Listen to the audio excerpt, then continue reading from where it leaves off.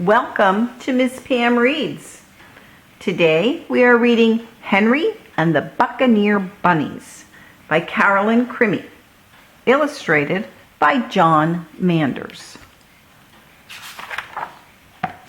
Henry and the Buccaneer Bunnies. Cruising the seven seas on a rickety old ship called the Salty Carrot sailed a wild, rowdy band of Buccaneer Bunnies. They were bad, bad bunnies, all right. When pirates on other ships saw their long, floppy ears and their fluffy white tails, they shook with fear. The captain of the Salty Carrot was Barnacle Blackear, the baddest bunny brute of all time.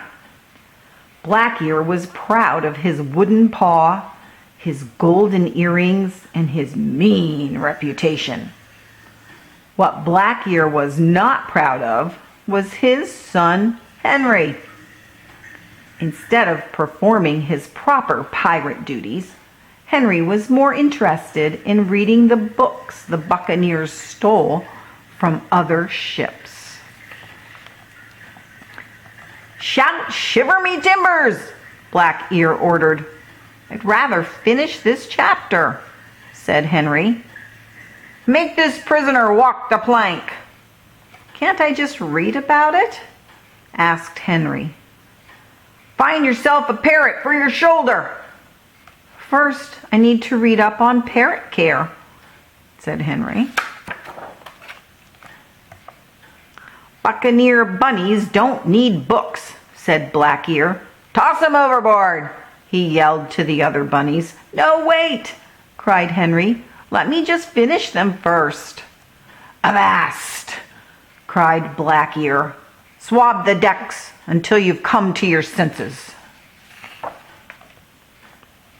And so Henry swabbed the decks day after day while reading some of his favorite books, like Robinson Crusoe and 30 Days to Longer Ears. "Bet you can't learn how to do this from a book," Jean LaHare said while sharpening his hook. Henry sighed and turned the page. "You'll never find booty like this in a book," Calico Jack Rabbit told him, holding up his stolen loot. Henry shrugged and turned the page. "Can't do this with your book in your paw," Bartholomew Bunny said while standing on his peg leg. Henry just turned another page. As much as he loved his books, Henry was a lonely Buccaneer Bunny if ever there was one.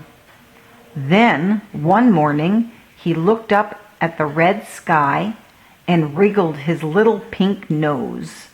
He heard the parrots squawk and saw fish jumping out of the water. "If my books on meteorology are correct, those signs mean a big storm is headed this way," he thought. Henry tried to tell Jean LaHare about the upcoming storm. "Excuse me, but I believe a storm is coming," Henry said. But Jean was too busy polishing his pieces of 8. "Go back to your books, Henry." He tried telling Calico Jack Rabbit.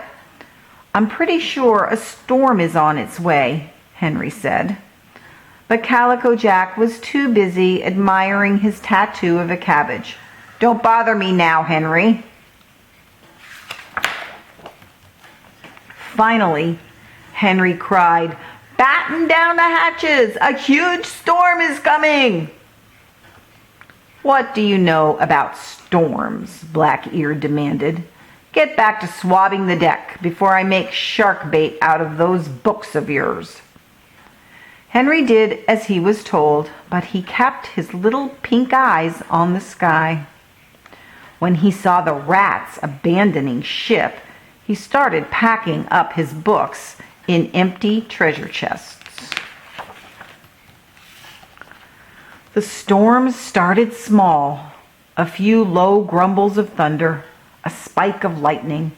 Then suddenly a crashing, bashing, thrashing wildcat of a hurricane broke loose. It shook the ship. Suffering sea dogs!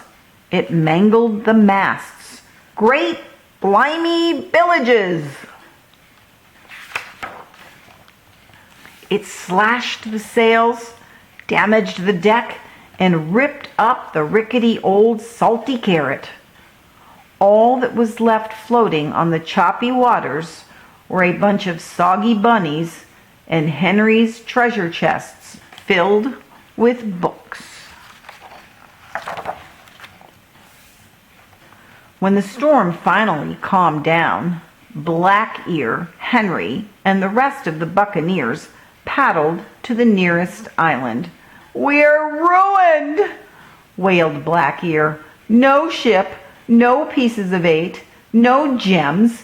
He sat in the sand and blubbered like a lily-livered landlubber. But Henry got to work. The first thing he did was build a 2-story hut out of palm fronds and coconuts. "How did you learn to do that?" asked Black-Ear. "I read it in 101 Things to Do with Palm Fronds and Coconuts," replied Henry. Next, he built a fire and cooked up a tasty seaweed stew. "Blimey," said the hungry bunnies. "Where did you learn that?" "I found the recipe in Quick and Easy Meals for Marooned Pirates," said Henry. Then he made them all fetching garments from the bits and pieces he had salvaged from the shipwreck. "We look like gentle bunnies, we do. What swank swashbucklers we are. Arr, and it's all from them land-loving books," said Black-Ear, shaking his head. Henry taught Black-Ear and the Buccaneer Bunnies all kinds of useful things, like how to plant carrots, make the best sandcastles, and build boats out of palm fronds. Soon they built a new ship, which they sailed to the library at the nearby Easter Islands every summer. Here the bunnies spent many happy hours slurping seaweed stew and reading books. "Aye, Buccaneer bunnies will always need books," said Black-Ear.